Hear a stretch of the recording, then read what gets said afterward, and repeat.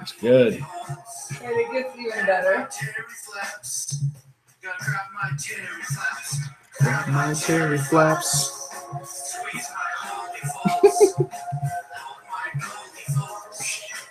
I'm sure it sounds like ass on the.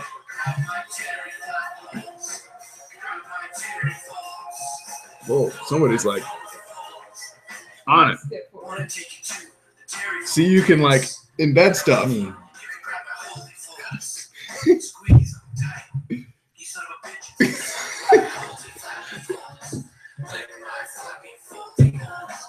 Oh my god.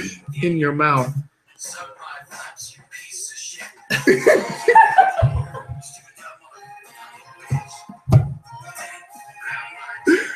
Oh man.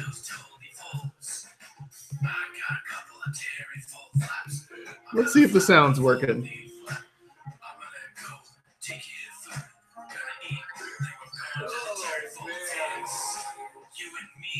Looks like we're good. Yeah. Wait, no.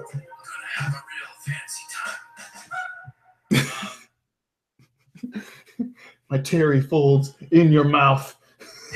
Suck my flaps, you piece of shit. Nothing like insulting the listener. Quintessential part of hip hop music. Okay, so like you can upload documents, which is what I've been usually doing. But then like I just did one, a silly one tonight, but like you can actually upload videos and stuff too, which might be useful later. You know what I mean? We all just watch a movie together. Like, all right, we want you guys to watch this movie with us. We're like watching Star The Dark Knight Wars. Returns. Like, all right, here's the part. All right, no comments. My favorite part. No comments. All right. Rebecca Bouge's already on it. Yes. That was already loaded before I got on. She like beat us to the punch. Impressive. All right. Shall we? Yeah, Is it that time? I got a little short list.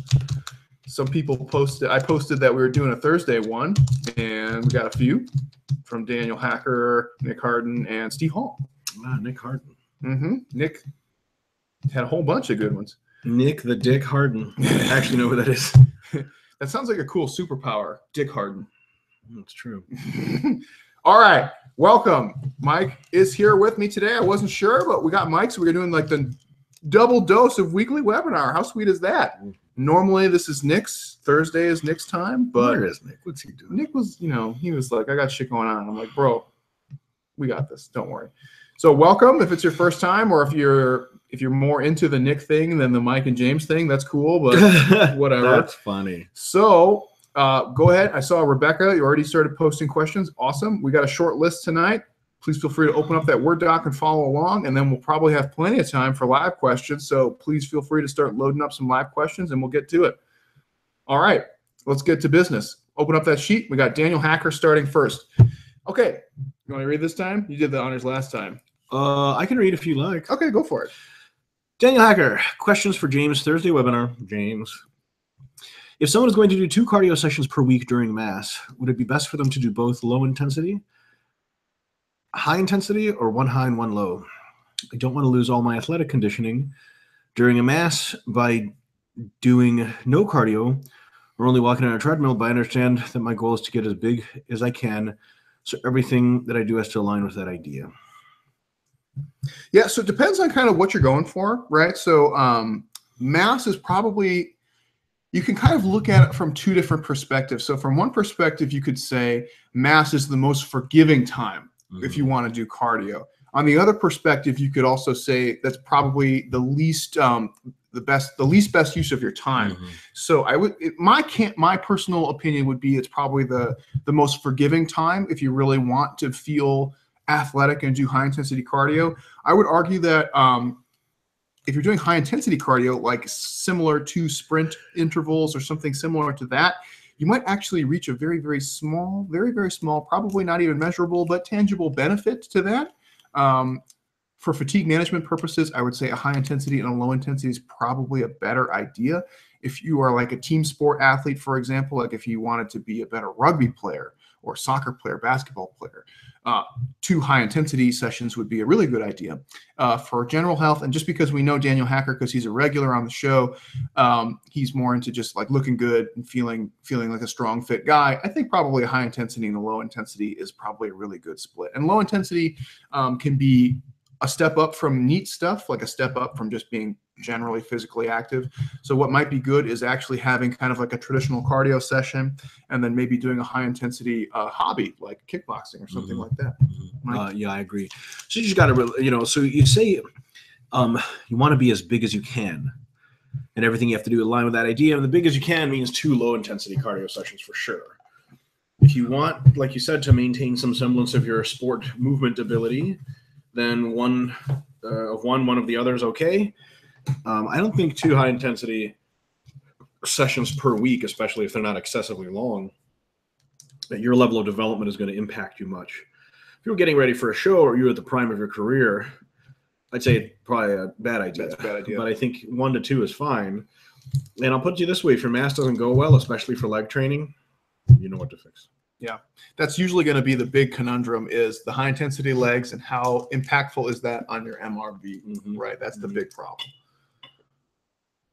Okay, you know what's really fun? I know I've used this example a lot, and I hate to repeat myself, but just on the topic, like I always give the kickboxing example, and ironically, that doesn't really hurt my leg MRV too much, but it blows up my other joints, like my elbows. Can't take it. You know what I mean? And so you might have to find a similar relationship where it's like, oh, I thought it would be my legs, but it actually turned out to be something else.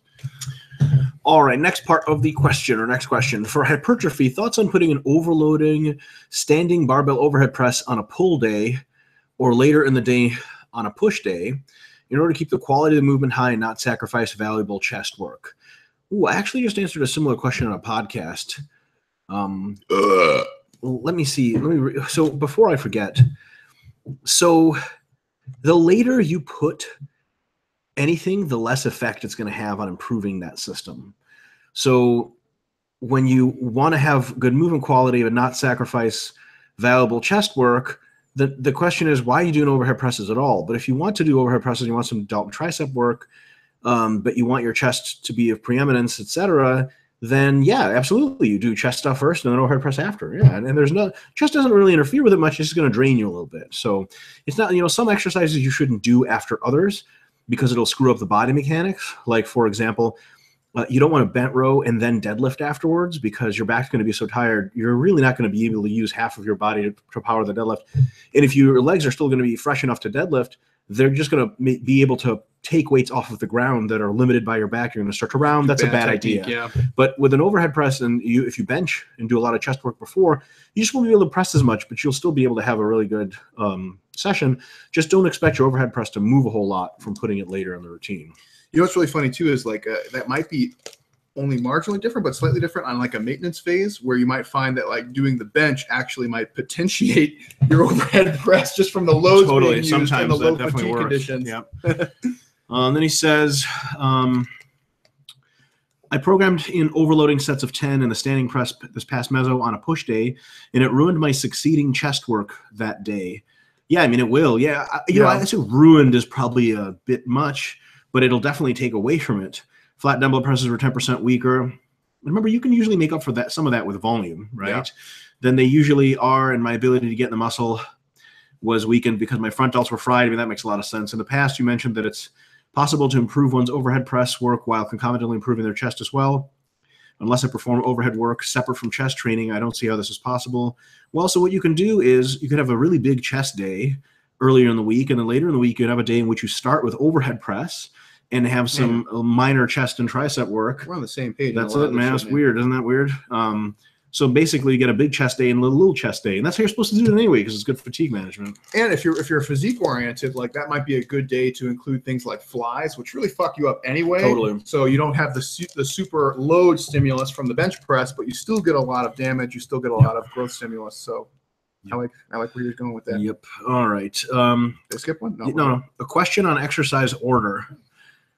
Does it matter if one does their down sets on a movement directly after the heavy sets, or can those down sets be done later in the workout? So I'll tell you how it matters and how it doesn't, and I'll see what James thinks.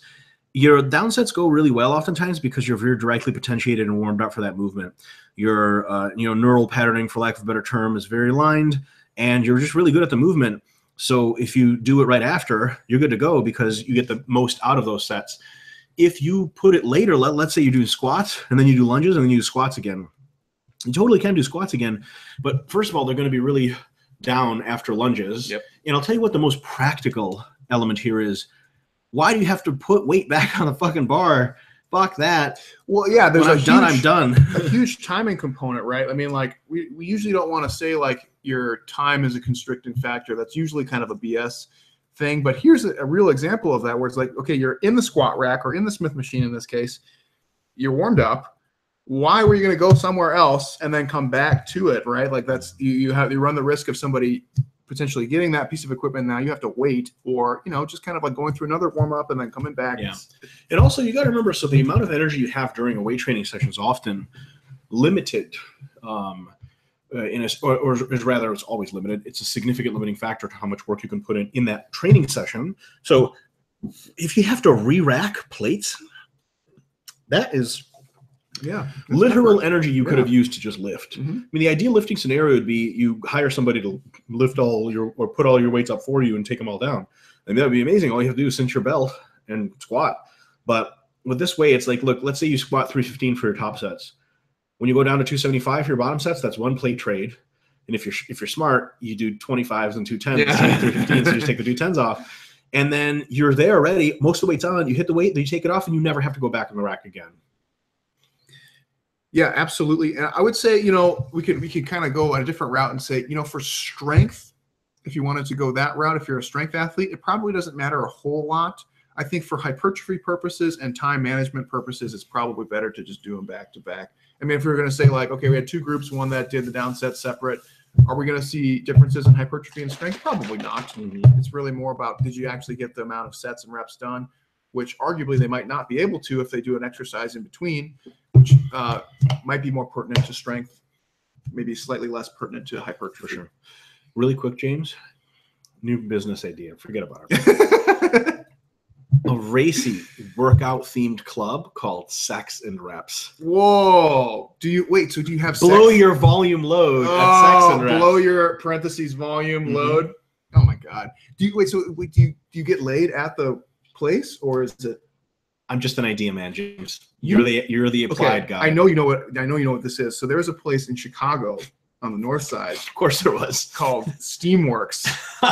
I know about Steamworks. Yes. Not a lot of steam goes on there. A lot of everything else does. A lot of working out and a lot of other, which also it's kind of awesome. And this isn't mean to sound demeaning, but it's like a gym, sauna place. And I believe they have like a sexual health clinic there all in one. So you can get like STD testing and like cool other like, useful things if you're like a hot gay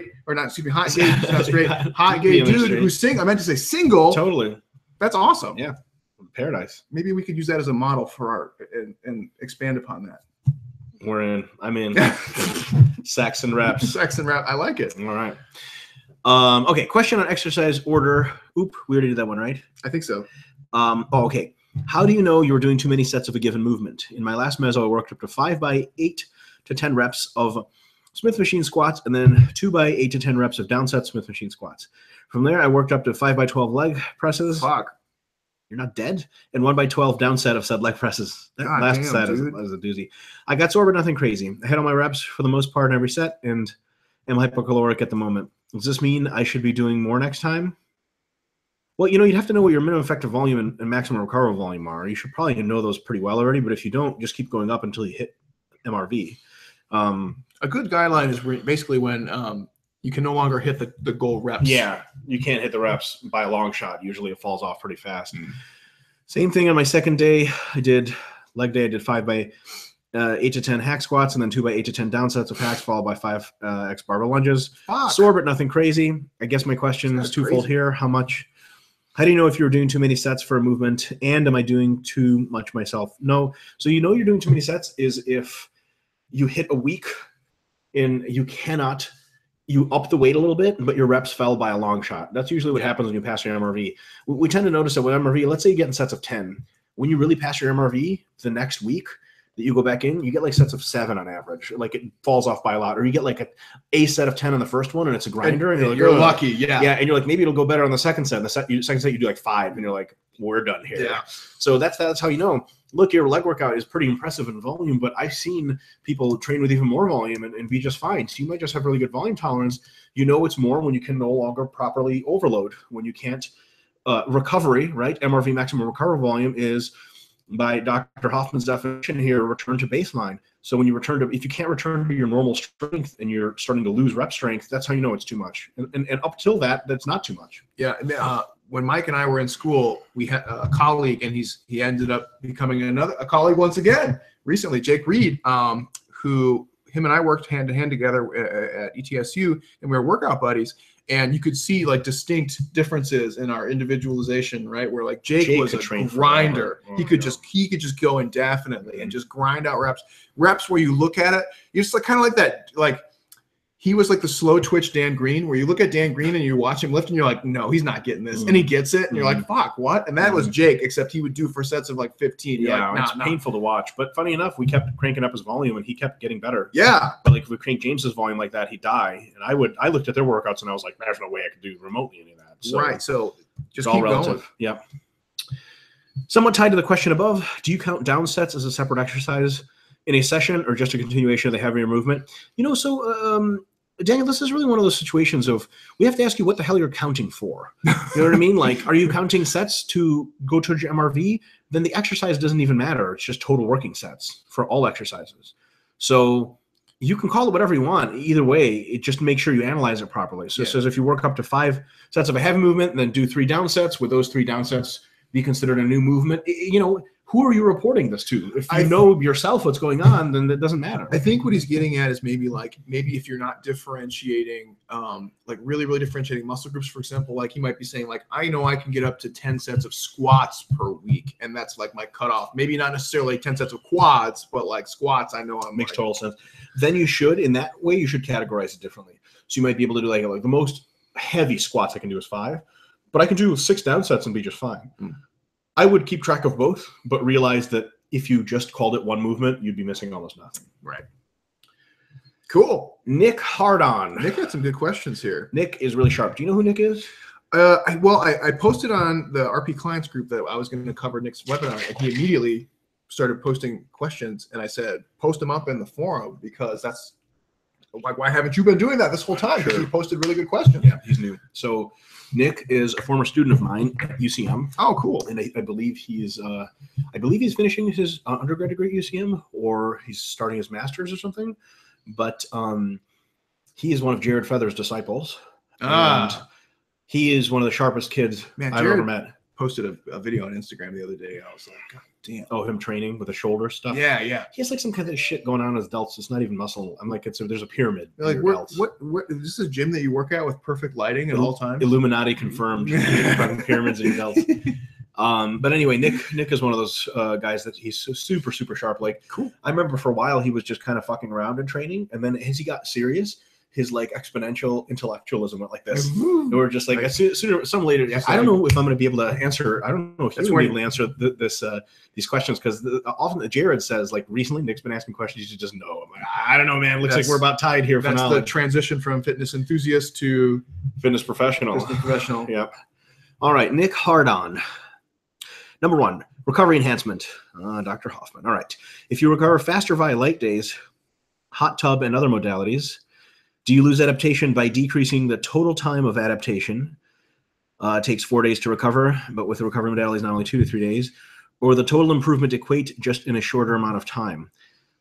However, even if that faster recovery results in slightly decreased total adaptation, wouldn't you now be prepared to follow up with another successive stimuli sooner, and increase in frequency of stimuli could net a higher benefit than allowing improvements without ergogenic aid? Fantastic question. So basically what he's getting at is, do you actually just benefit on the time scale, or is it a combination of time scale and total adaptation? And then part 2 is basically asking, so if you actually benefit on a time scale, couldn't you actually essentially do more training and benefit from that? Right?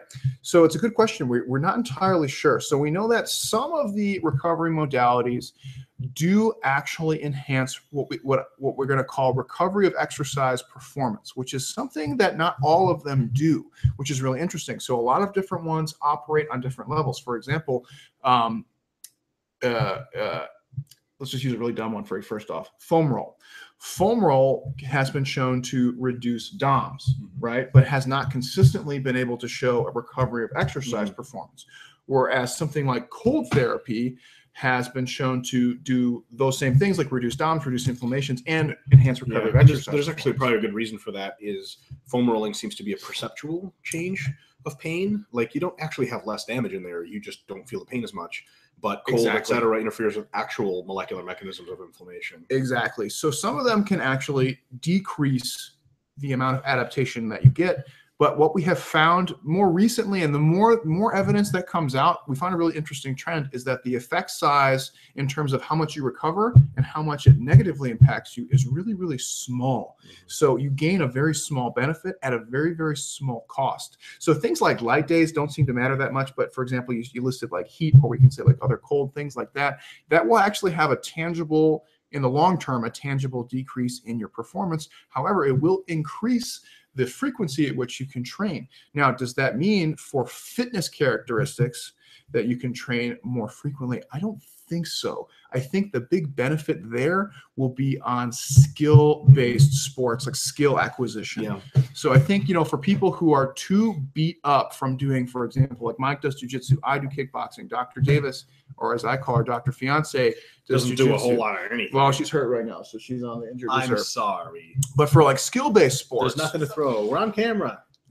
Mel's giving us dirty looks. For skill-based sports, where things like joint pain, DOMS might be limiting factors, right? Where you just are too beat up, too sore to actually do more. That might be a tangible benefit in terms of gaining more muscle, gaining more strength, gaining more power. It probably evens out. So the best examination of literature is that, Nick, the hypertrophy and strength mechanisms, you can, with anti-inflammatories, train more often productively, but the production falls probably concomitantly. So it's probably one of those things where it cancels each other out. So now we actually have an interesting conundrum here, but it's solvable one. Benefit of anti-inflammatories: you can train more often. Cost: you get less net yield. Likely that it is to equivocate. So now you're really just trying to find ways to train more to get the same amount of benefit. You say, okay, well, I like to train more. Hold on a second. Long-term use of anti-inflammatories leads to insufficient connective tissue healing. This has been demonstrated in a variety of post-surgical studies, for example. People break their ankles. The ones that use anti-inflammatory a lot actually heal later and not as completely oftentimes.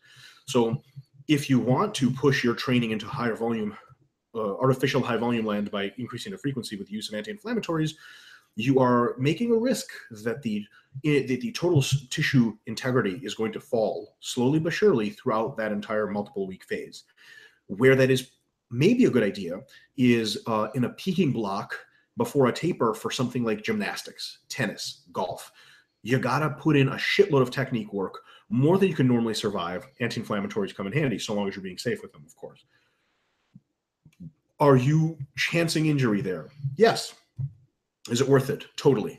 For pure fitness characteristic modalities like strength, power, hypertrophy, speed, it has never been shown that anti-inflammatories, even because they let you train more, have been able to outpace their negative effect on adaptation. So I think for fitness characteristics, it's just absolutely not worth it. Like, hey, you get to train more, but you still get the same result, and you're fucking up your tendons, or you're just increasing the chance of actual injury.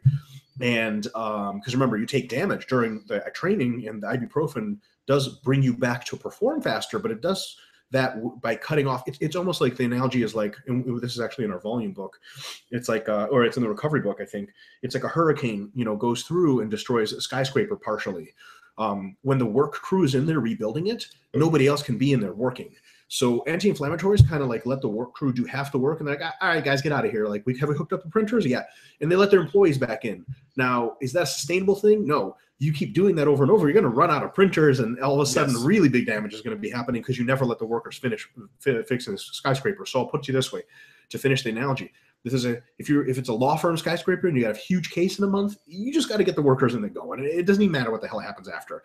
But if you're regularly doing this, it's a really bad idea. You got to let the body heal itself. Anti-inflammatories are not part of a long-term structure in that sense. Couldn't have said it better myself. The Yeah, only they're toxic over the long term Yeah. anyway. Well, and then there is limited, and I don't want to say this like it's true, but there is some limited evidence that suggests that chronic use of recovery modalities that have anti-inflammatory characteristics can actually blunt your body's natural healing processes. So that is a potential complication as well. So it's a really good question. And actually at the current time, we don't have a lot of evidence outside of, we know what those things do, and we have good theory behind that, but we actually haven't really examined a lot of that stuff in the long term yet. If I would say anti-inflammatories are much more like time buyers than they are like true ergogenic. Yes, I agree. Couldn't have said it better.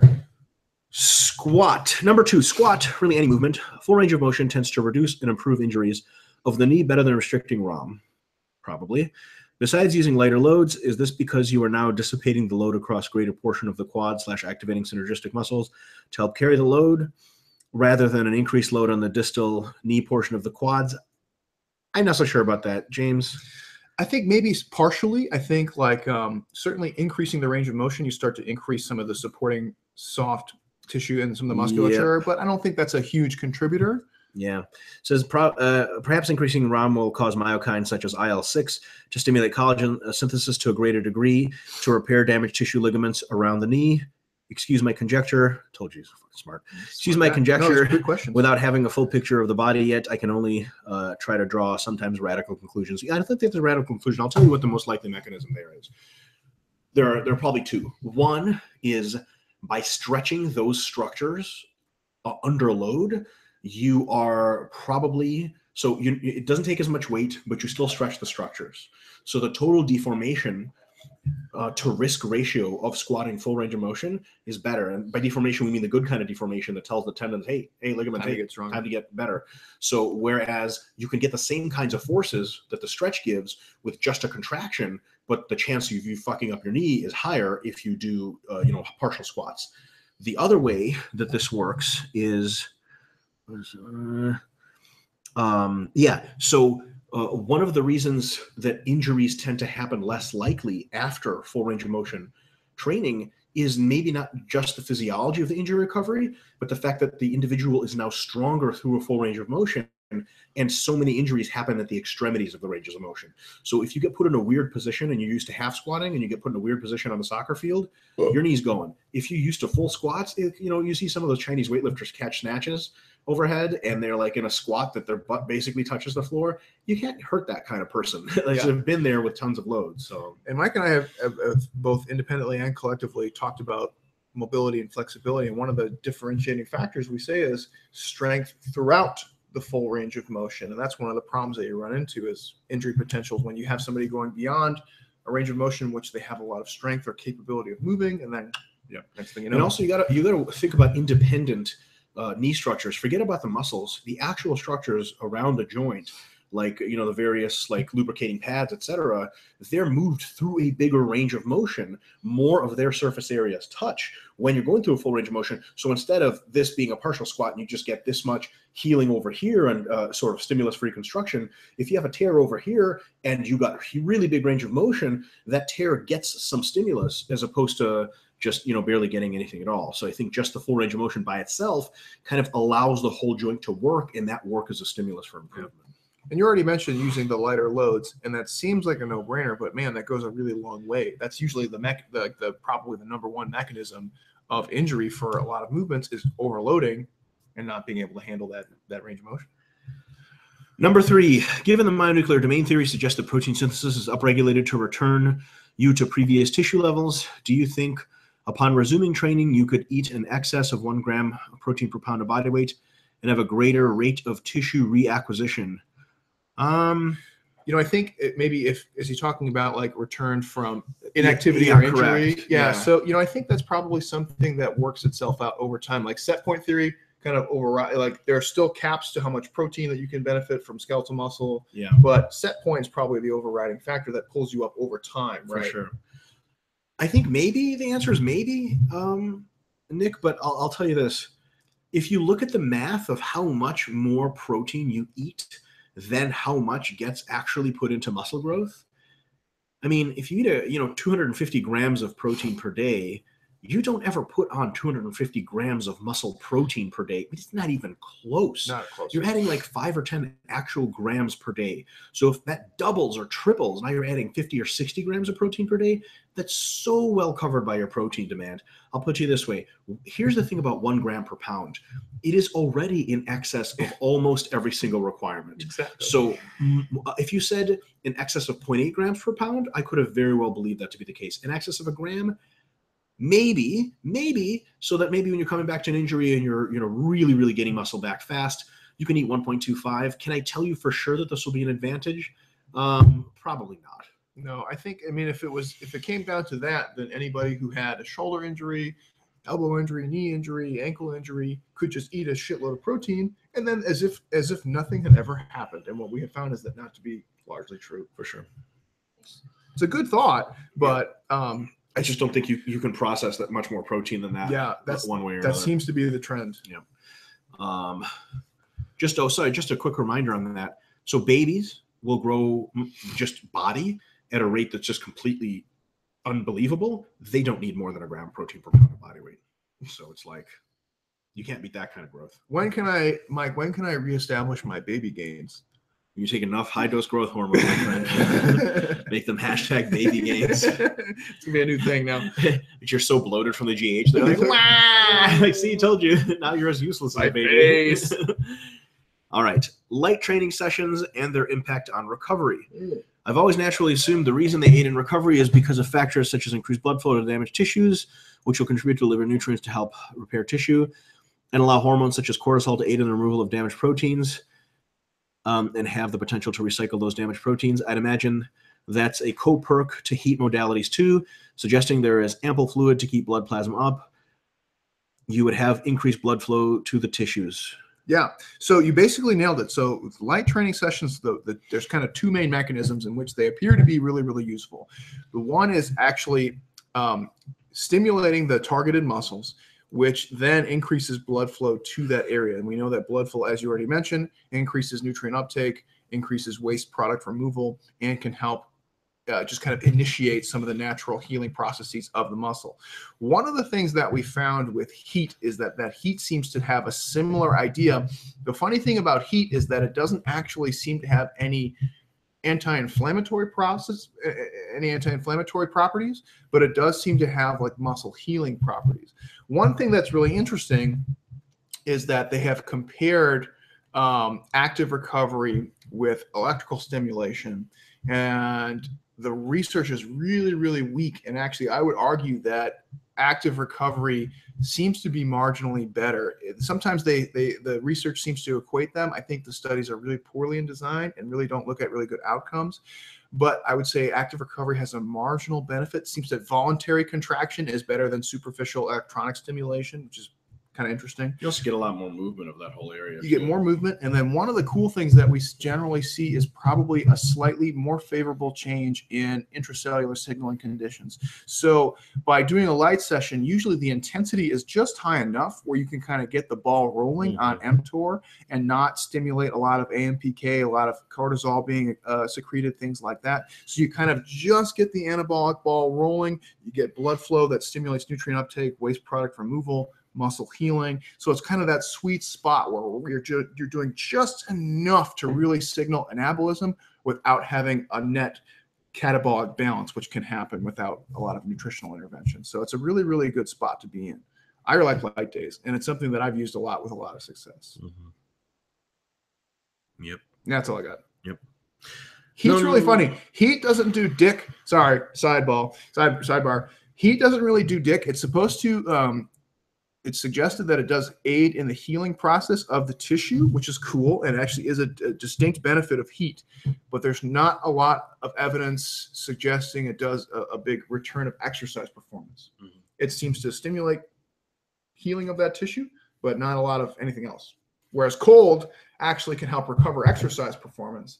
Heat by itself doesn't do much. Heat plus cold or heat plus active recovery seems to do a lot, which is cool. All right, number 5. For those that have a well-trained upper body but may have neglected their training their legs chronically, for better shame. not be you, Nick. Therefore, you realize that upper body might be due for a strength phase to resensitize, but lower body would likely benefit from more hypertrophy. Do you just stick with the strength phase for legs because there's a potential that the volume on their legs will increase either way, depending on if or how much they even train their legs? So, like, I guess we're looking about sheer optimism. So, number one is you just fucking train your legs, you know, which is in hypertrophy or strength doesn't matter much. The thing is, if you've really been neglecting your legs, a strength phase is probably the best way to go because the volumes are way high enough to grow you at that point, but also it gets you stronger to prepare for more hypertrophy later. But I would say, like, in a real tight spot of pure optimality, you just continue with whatever muscle-specific demand there is for the phase. So, yeah, strength training upper body, hypertrophy training legs, not a problem. Yeah, I think, generally you probably want to do the same thing. Like you should have an overarching theme. Yep. Now, the good news is you can hypertrophy across the spectrum of, like, if you're training for strength, you can actually still experience hypertrophy. Especially right? if you're untrained. Especially if you're untrained. I would say, like what Mike was saying, is like kind of developing that base, that work capacity, so that you can do harder training later on. And eventually that should only take 1 to 2 mesocycles realistically. And then you should probably be on the same page in terms of your whole body. Are you training for hypertrophy, strength, whatever. Yeah. It's a good question, though. Number 6, getting an idea of newbie level adaptations. The first several months of training, there's an inherent increase in hypertrophy and strength. Obviously, learning how to recruit tissues and hypertrophy tissues equals stronger. The question is, do you have a 6-month period where you can do exclusively hypertrophy to take advantage of the novelty of growth and then swap to strength and take advantage of the novelty of strength adaptations, motor unit, blah, blah, blah? Or do you only have 6 months window to take advantage of both? And should you have hypertrophy, have strength? So my view is it really doesn't matter at all. If you start with strength first of all, the volume is high enough to get you to grow a ton anyway. But now you're saving your best for last with the volume. And then the second 6 months, when you switch to hypertrophy, you're going to get super jacked. On the other hand, if you start with hypertrophy, you're going to get better growth even in the first 6 months. But then when you switch to strength, you're going to have such a huge baseline of muscle size that the strength training is going to be super productive and you get it super duper strong. At the end, I think you'll end up a bit more muscular doing it the first way, strength then hypertrophy. You'll be stronger if you do it hypertrophy then strength. Over the long term, those two flush out anyway based on whatever training you keep doing. So I would say that the most important thing about beginner training is mastering technique, not going too high in the volume, and easing in, because your gains are coming either way. And the less volume you grow with on your first 6 months, the more of a window you have to open up in your second 6 months. So remember, it's not just like 6 months and then boom, everything goes to hell. It's a slow drop. And it's not. It ends up just still being positive for years and years and years. So, if you didn't hypertrophy as much as you could have in the first 6 months, you're going to get what you were going to get anyway, just training later, because now you've saved that much more. It's kind of like if I give you a sandwich cut in half, should you eat all of it now, or should you eat 1 half now and 1 2 hours later? Well, if it's enough sandwich to keep you not hungry for 4 hours, it doesn't matter. Yeah. Like, you're still not going to be hungry for 4 hours, no matter which way you split it, because the same total volume of sandwich is coming in. I think that's a great answer. I only have 2 points. If you want to be really, really if you want to be like on a really, really nitpicky scientific end of the spectrum, there's a couple good review articles by Ray, and then one of them's a double review article on dose response. And that article suggests that to start with hypertrophy is probably a better idea, and eat for strength gains. Starting newbies in that hypertrophy range seems to be a better idea, though I think what Mike said is equally true. And then I actually forgot my second point. Well, while you try to remember that, you got to remember strength training for newbies is hypertrophy training as well. Exactly. Yeah. So it's kind of like, how do you train pure strength in newbies? You'd have to do it with singles or something. Yeah. Periodization actually kind of factors out a lot of those things over time. Like, so if you train for periodic cycles of hypertrophy followed by strength, or vice versa, it kind of washes. Whatever's lagging is going to be more sensitive and thus come up faster. Yeah. So when you start having a good periodized phase potentiated program, obviously you're going to have an overarching goal, whether it's strength or hypertrophy, and that will tend to kind of work itself out over time. Yeah. Steve had a good question. Boy, Steve Hall. Steve-o. All right. Steve Hall says, I have one smiley face. Oh, question. I see. Good, Steve. That's good. You can smile.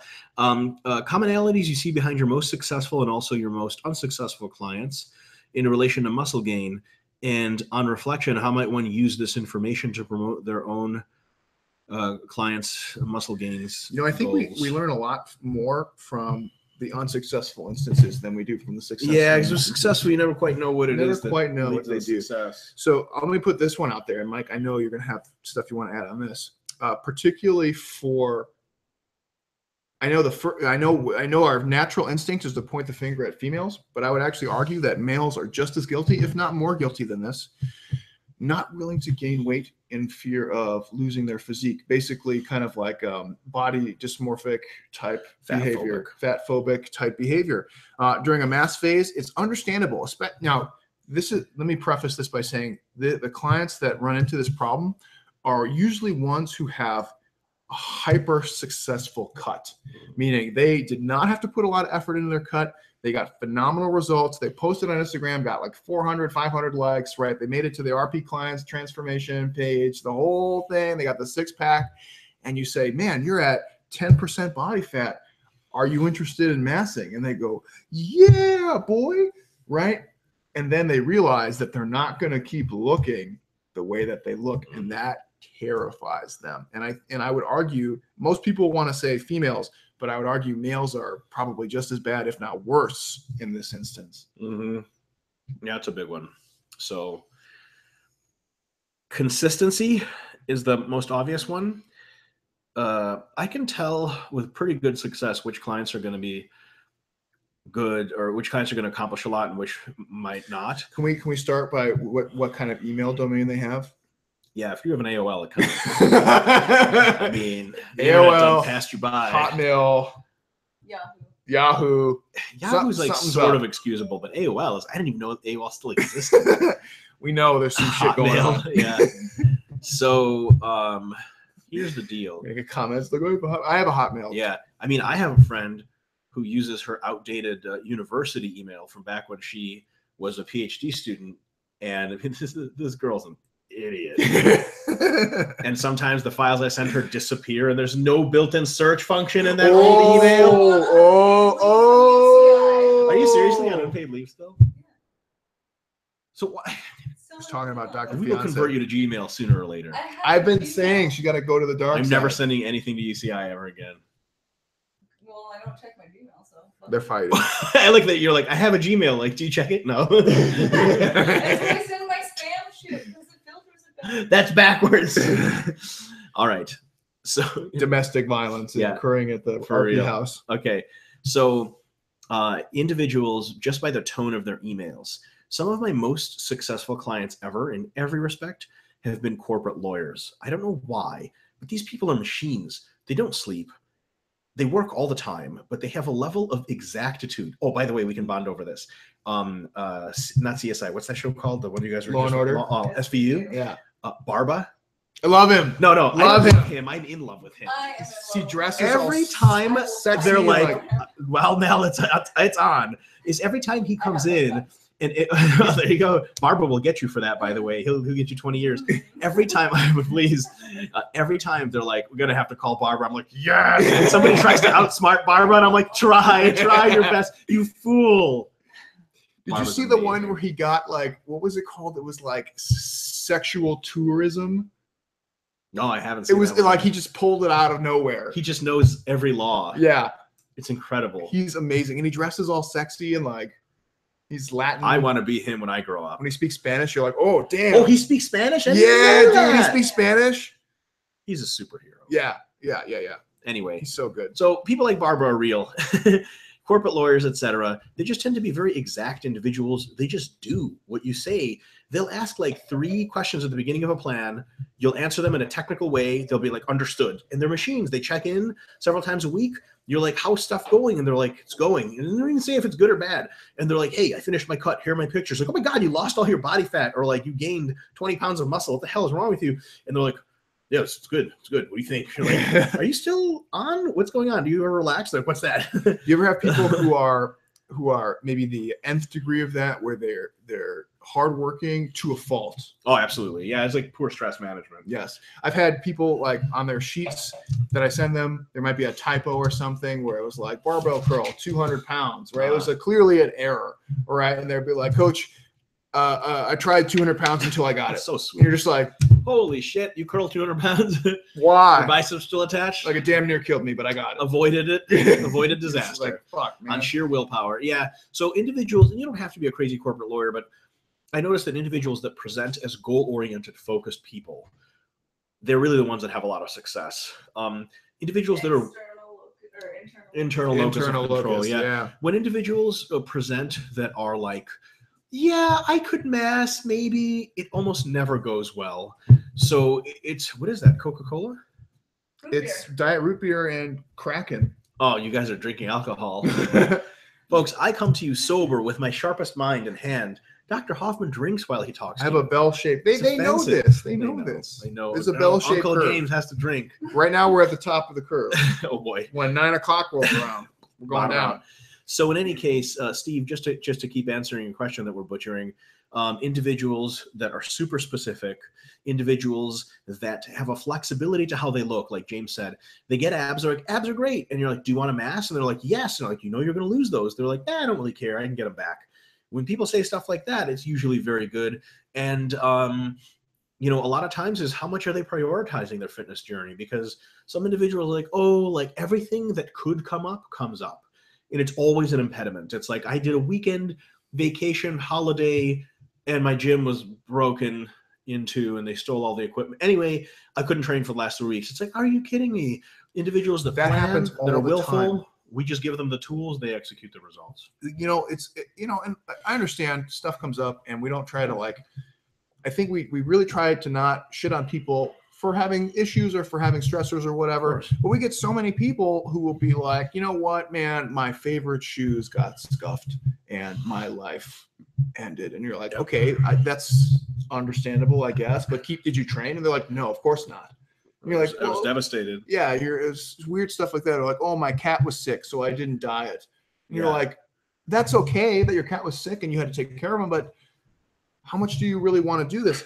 And the other big question is like, it's okay if you don't want to do this right now. Maybe there's a better time that you could be doing this. So, Steve, I guess our best advice as to how to use this to enhance their muscle gain goals, have a good chat with them. And I know the kind of coaching you do, Steve, and you're a super in-person, super personalized coach. Get on Skype with them, get on the phone, get over email, whatever it is you do to connect your clients, and literally just be like, okay, so here's what's going to be happening and here's what we need from you. And here are the pitfalls. You're going to look a little meh. It's going to happen. It's going to require you to eat when you maybe don't want to eat, blah, blah, blah. If they're like, hey, listen, that all sounds great, you can understand that they're probably going to succeed. If they hear all that and they're like, ooh, I don't know. Yeah. Then you can set your expectations. And a lot of times you can talk people into being more serious, but remember, the conversations only go so far. Yeah, and like Dr. Fiance and Mike, we all kind of agree, it has to come from that internal locus. Like they can't be motivated from getting high fives. They can't be motivated from all these other things. That's part of it, and that's not to say that it's not important, but really they have to want it, and it has to be something that they want to do. You can get them to see it in a better light. You can say, don't focus on how fat you're getting, focus on how strong you're getting. But I'll say those are all 3 to 5% of the equation. And in the 90s somewhere is, do they want to do this? Yes. If they do, great. If they don't, man, there's not much you can do about it. Yeah, and like don't fight them either. Like just be like, hey, be happy. Like, Yep. no big deal. Don't worry. Durka. Ooh. All right. Oh, Nick. Whoa, Harden, Nick. boo. No, you're cut off. Get out of here. Get out of my face. No, we're kidding. Okay, Nick followed up and said, what is the exact physiological mechanism behind metabolite accumulation? We're not sure. Keep reading the A question. slight comment from Roderick at your KC show suggested that metabolites that accumulate require individual enzymes that deal with each of them, one for hydrogen, one for inorganic phosphate, etc. And it somehow increases muscle protein synthesis. Do they somehow activate the mTOR pathway? So that's actually not clear. We're not really sure if metabolites themselves activate mTOR or if it's because metabolites generate when you're producing super high forces per muscle, Damn it. per motor unit. Beat me. Yeah. That maybe it's just more motor unit recruitment. So the metabolite idea is a hypothesis. It's a pretty strong hypothesis, but it's not foolproof yet. So they're looking for direct links to metabolites. but they haven't found them yet to my knowledge. So that question, Nick, is venturing into the unsolved. If you want to do some deep reading on that, you absolutely should. Yeah. It seems that at the very least, activating your high energy output metabolic pathways seems to be a really good thing. What happens next, we're not entirely sure. Let's take Kyle Lothar's second question first. Oh, it's got two for. Yeah. I have various joint pain and issues that I can't even properly describe because I'm an idiot. Can you recommend any resources to help me learn to be less hurt? Even just something to help me learn how to properly describe problems would be great. So the joint pain is definitely something where Mike and I think would both agree that you need to reevaluate your MRV. That will be step one. So you're probably, you're like my Rick and Morty style burps. You probably are leading your training volume, maybe per a given intensity or per a given exercise for whatever reason. You might have to reevaluate that. Now, you might also have inflammation, like you might have tendonitis somewhere. Sidebar example: my last phase, I made my last mass phase, I made a calculated risk. I did JM presses for reps, which we have both talked about is a stupid idea generally. Did it because I like to experiment on myself and just validate things that I think about. Turns out I got great hypertrophy in my triceps. I get weird veins in my triceps that I didn't have before, but I gave myself medial epicondylitis and it hasn't gone away. Excellent. So there's a big trade-off there. Yeah. So it's one of those things that might be something stupid like that, where you're just doing a movement that's messing you up and you might have to reevaluate how much of that you can tolerate, or it can be any number of things. Yeah. I think James covered the basics there. A lot of the deeper medical stuff, I would refer you to someone like Dr. Quinn Hennick, who could both tell you how to evaluate. Quinn, movement man. Yeah. Both tell you how to evaluate injuries, and also could point you in the direction of textbooks and other readings that can classify your injuries, because there's different kinds of injuries. Like, you know, like if you've ever been in the emergency room and you got a team of doctors around you, and like, let's say something hurts in your abdomen, they don't just say, where does it hurt? Put your finger. Okay. They ask you what kind of pain it is. They ask you exactly where it is. Is it towards the front of your abdomen? Is it towards the back? Is it a stinging pain? Is it a burning pain? Does it seem pulsing, or is it constant? All of those questions aren't just like so you feel better about yourself and you feel like you're taken care of. They're literally trying to locate exactly what is wrong or rule out some options. So there's different kinds of joint pain. Like a dull, achy pain is usually overreaching related. Sharp pain in your joints might be some kind of arthritis related or acute injury related. You might got the gout. Might have gout. So you know, all that kind of thing. I would refer you to a variety of textbooks on injury prevention and management, physical therapy textbooks. But before that, I would shoot Dr. Quinn a message and try to set up a consult with him and just really explain to him what's going on, because he's seen a lot of this stuff. It's his job to work with athletes and joint stuff. So yeah, totally. And like usually step one, again, reevaluate what you're doing. Yeah. That's usually. Kyle's says, for a less serious question, what's your best hangover cure and prevention tips? Prevention, I got nothing for you. If you're trying to prevent, then you're not doing a good job. No, I'm just kidding.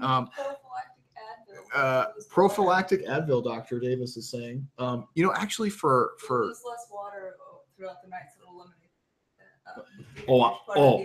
I have a whole fucking cocktail for that shit. Oh boy. So if I drink, which is once every 8 months, I usually do it all wrong, but I've got my hangover cure or preventative thing down.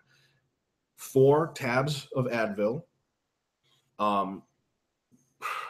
If I have special sports supplements around that helps you get the job bloat done. the water. You mean throughout the night while you're drinking? No, like afterwards. Before I start drinking.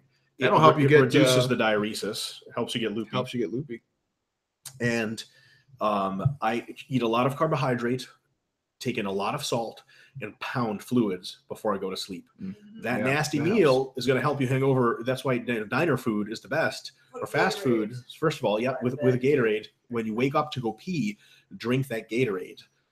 And it's going to, you know, because it's the multiple peeing through the night that gets you so dehydrated, everything hurts. Yeah. Especially when you don't get out of bed and you just pee. Yeah. I've shit the bed before. Yeah. You don't even know. What were you going to say? Well, okay. So like on a serious note, you know, some people will say like chase every drink with like a small glass of water and just like pee the night away at that point. You know, and then it just becomes less fun. I would say like for me, I've had a lot of success. Like every 2 or 3 drinks, I'll have like a big glass of water, and that helps me a lot. This is going to sound really bad and stupid, but I swear to God, it helps me when I'm hungover. Lifting. lifting makes it go away instantly. I mean, it It sucks. It sucks. It does work. It does not feel People good. do that for rolling too. in jiu-jitsu. It's good during hypertrophy phases. It's terrible during strength phases. It does not work very well during strength phases, but I've actually hit monster rep PRs. And this is not, I'm not trying to say that you will. That's just how I respond, maybe because I'm Irish, but it makes the hangover go away. I remember one of the worst hangovers I got was because I had a huge sinus infection. I was taking allergy meds, and I went out with Ashley in Johnson City, and I like got really wasted. It was a bad Weird, idea. really? Yeah, terrible. And like I could like see sounds and like all sorts of nasty stuff. And I remember I was just so fucking terrible. And I went to the weight room and I was just miserable. And sure enough, felt better at the Damn. end. You know what? Another thing I just remembered. I mean, this is hard to pull off. It's easier to pull off when you're an adult. If you're in college, whatever. You just got some hangovers coming your way. It's part of college. Don't go to sleep at peak drunk. Oh yeah, because it's going to keep affecting Totally. you even after it clears Totally. your And blood. you can't take in water while you're sleeping. Nope. So if you're drinking, let's say you start drinking at 9 with your friends, it's going to be a late night. Just punch the clock. At 2, let's say you stop drinking. Take that trip to the diner or bring some fast food. Cuddle up with your friends. Watch a stupid movie on Netflix. Talk. Relax. No more drinking. Fluids, Gatorade, and food. Tons of carbs and salt. By the time you're going to sleep, you're already not even that drunk. You'll wake up crisp as a pickle. Mm. But if you do the whole like, I can't see anymore, and you Not just one of those fucking Vlasic ones either, McFlossin. Look, Damn. what's wrong with Vlasic? high It's awesome. society ass They're all bitch. chewy and gross. Damn, cold as Plus, the ice. one doesn't Mel, bite does your them. butler make specific kind of pickles that he raises in the Doug doesn't backyard? work for anymore. It's true. He works for RP now. All right. So basically, that's like I think some pretty decent advice.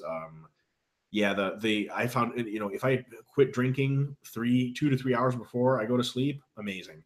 If you just come home and you can't see your own hands and you fall asleep, you're gonna wake up hit by a truck. Yeah, definitely have like what Mike said is 100% great, and just have a gap between that time. If you just keep drinking, if you have your last drink and you're like time for bed, you're gonna have restless So sleep. what are you and it's getting gonna- drunk for yeah, bed? Exactly. You're gonna have restless sleep. It's gonna be terrible. You're gonna have night sweats. You're gonna have restlessness. It's just gonna suck.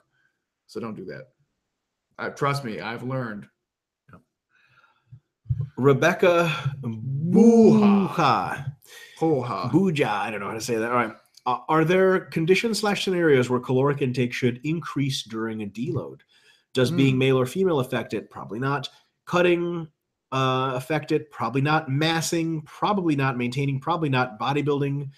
Maybe. And I'll tell you about why. Powerlifting, weightlifting? No. In bodybuilding, maybe the first part of your deload can be hypercaloric because you're still so radically sore from the last peak week. So, like if you do your last peak workout, 2 workouts Friday, Saturday, and deload week starts Monday, you're still violently sore because peak week you're supposed to overreach anyway. So I think a slight hypercaloric condition Sunday, Monday, Tuesday, maybe even Wednesday is cool. And then you go back to isocaloric. So one thing to consider too is that sometimes we consider the deload to have a natural hypercaloric component, even though we don't necessarily think about it that way. So if you just eat the same macros, same calories that you did throughout your mass or your cut or whatever you're doing, the natural decrease in physical activity from deload tends to put you either in iso or possibly even Slight hyper hyper. as it is. And that's kind of the benefit of doing that. Yep. And then so she says, understandably, it is highly individualized, but how do you go about deciding whether or not someone needs to increase or decrease their caloric intake during deload, assuming their intake during periodized program is also periodized, not training daylight, moderate hard days, right? So I'll tell you this. In a scheduled program where you have a distinct meet or competition X number of weeks away, so you can't push the plan back, and the individual is way too messed up based on what you were predicting, like they're in a hypertrophy block and they just have one strength block and then a peaking block, and you can't, it's like 9 weeks till the meet. If that at the end of that peaking block or the hypertrophy block, they're like wrecked, you might be like, we really need you to hit these strength numbers.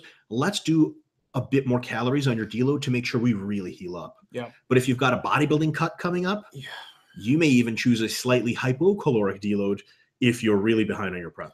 So the only, maybe it's because I'm cynical, but I think this is one of those gray areas where we typically don't program excess in calories on deload because it's one of those things that's easy to misconstrue. Of course you feel fucked up on your deload. Of course you feel terrible, but you know what? You're probably supposed to, at least to a small for degree, sure. right? So it's an easy excuse to deviate from your plan, when in reality is the plan has a time scale. You're supposed to be recovered at a certain time, and that will work itself out. It's easy to say, like, oh, why don't you just have like 1,000 carbs today because you feel bad? Well, of course, it's an easy thought process. It can get you on a weird track real soon if you keep accommodating like that. So it's one of those things. You just want to be careful not to over accommodate. I cannot tell you a specific instance outside of competition prep where I have given someone a surplus on deload that was not kind of already factored out between their net calories and their physical activity levels.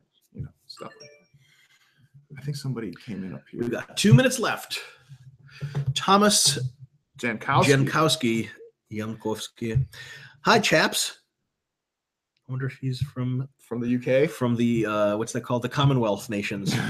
Hi, chaps. Important question to justify something I already am close to being sold on. Oh. Seriously, is there any actual benefit to stretching post-training when purely training for physique or even performance? Do you think just winding down for 5 to 10 minutes post-training is just as useful as stretching? Then finally, is there any merit to DC-style tough stretching for hypertrophy? Cheers, you bloody heroes / wankers. You can't. You know, it took me a long time, and I'm ashamed to admit this, to kind of piecemeal what wanker was. Masturbator? It's like jerk off, right? Right. Like, yeah, it took me a while. I just thought it was like a funny British thing.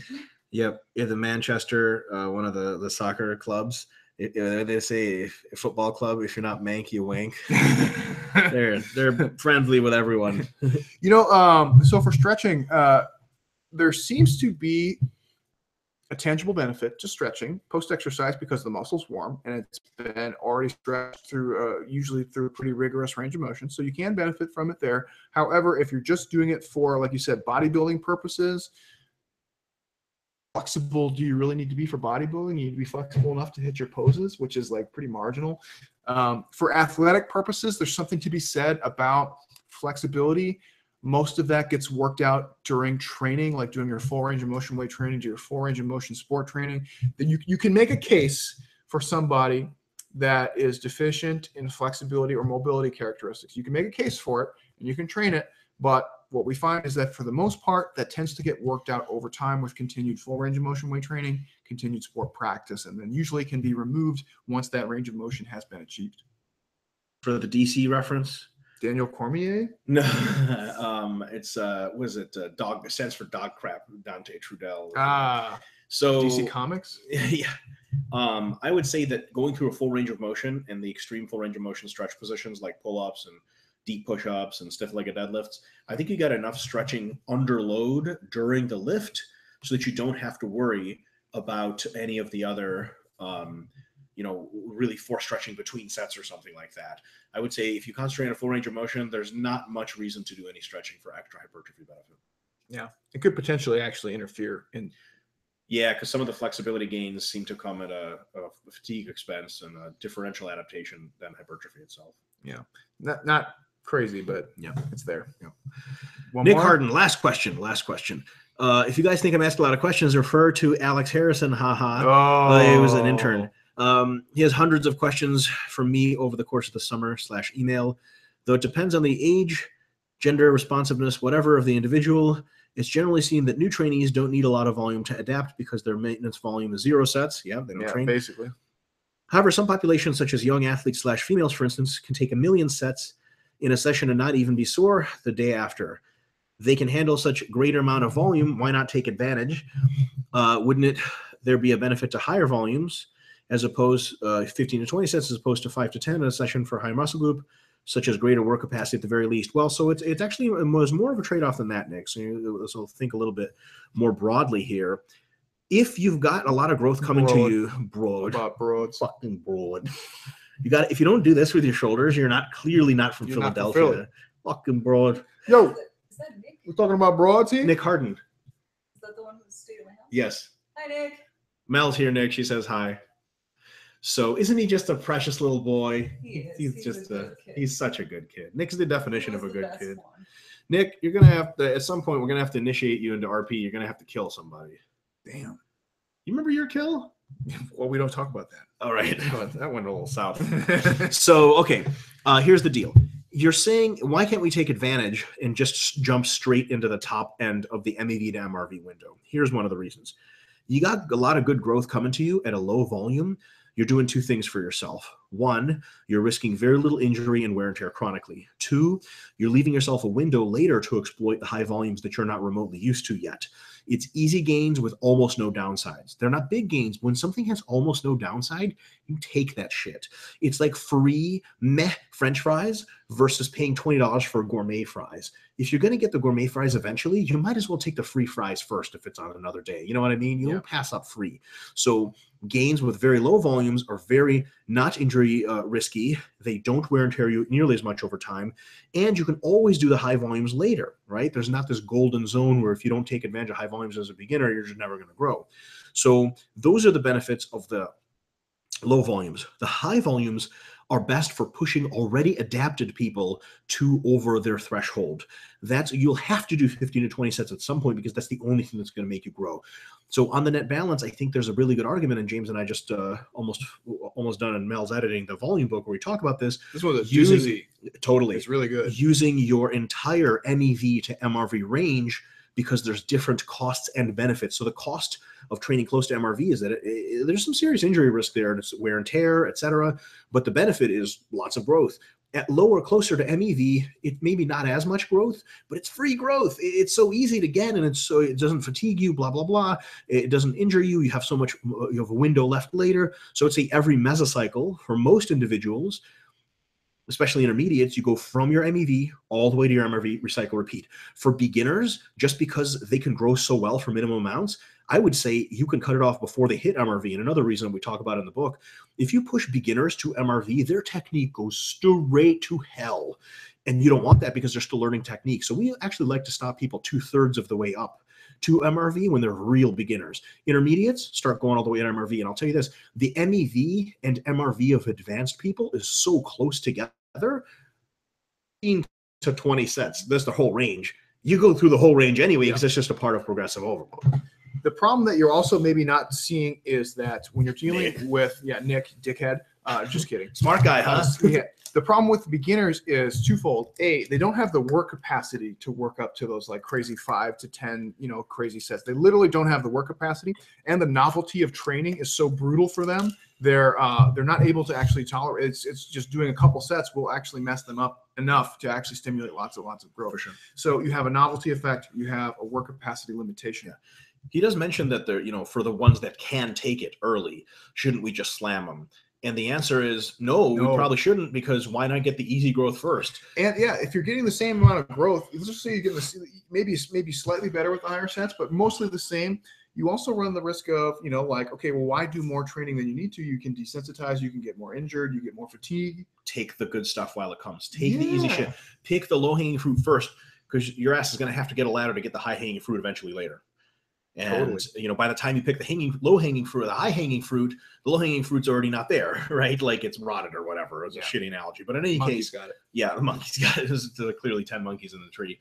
So, Nick, I hope that makes sense. But you really want to dope out your gains or your training volume so that you do, a little less, not totally just MEV, but move at the lower end of that range while you can, because very soon, once you're an intermediate, you start going through that whole range. And once you're advanced, that range is tiny.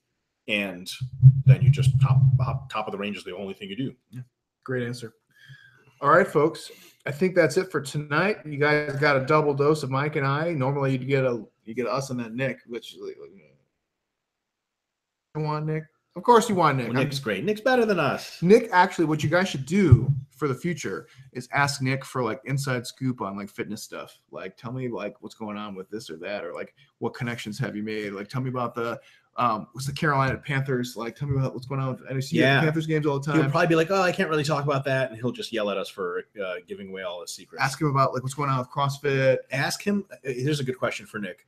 Nick, how do I run a multi-trillion-dollar fitness business? And he'll probably laugh a lot and be like, all right, next question. Because Nick is a secretive man. I know. He's so like tap dance, like or tiptoe around, like, does it best. You got to press him. Give him Somebody the hard has ball. to be not an idiot that tells everyone everything like you and I. Fuck. Anyway, so folks, we just like to leave you with this. Saturday night, opening night, club, sex, and reps. I forgot about that. See you there. Save up your volume loads for Saturday. All right, folks. Good night. We'll see you on Saturday.